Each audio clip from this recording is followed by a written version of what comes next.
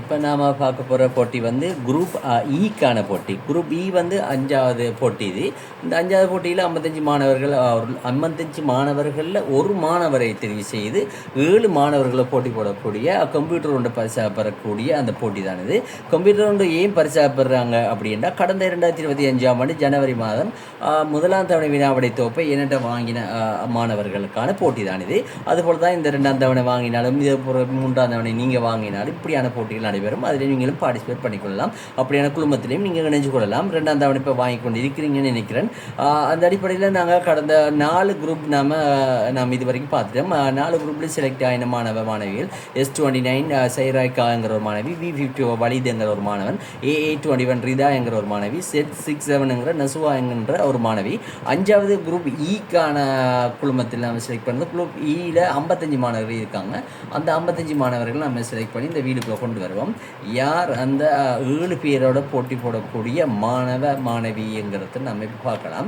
அந்த அடிப்படையில் ஆல்ரெடி நம்ம சொல்லப்பட்ட விஷயம் தான் ஸ்பின் பண்ணுவோம். யார் அந்த அதிர்ஷ்டசாலி 7 மாணவர்களோட இந்த கம்ப்யூட்டர் ஒன்று பரிசுப்படுவதற்கான ஒரு மாணவன்ங்கிறத பார்த்தா BB57 இந்த செலக்ட் ஆகிருக்கிறவங்க வந்து BB57 நீங்கள் விளங்கும் நினைக்கிறேன்.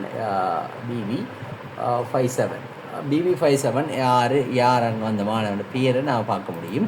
BB57 நான் பார்ப்போம். இப்போ BB57 நம்ம இதில் என்டர் பண்ணிவிட்டா சரி, கொஞ்சம் வெயிட் பண்ணுங்கள். ரைட், BB57 நம்ம இதில் என்டர் பண்ணுவோம். BB57 என்டர் பண்ணோம்னா கொஞ்சம் வெயிட் பண்ணுவோம்.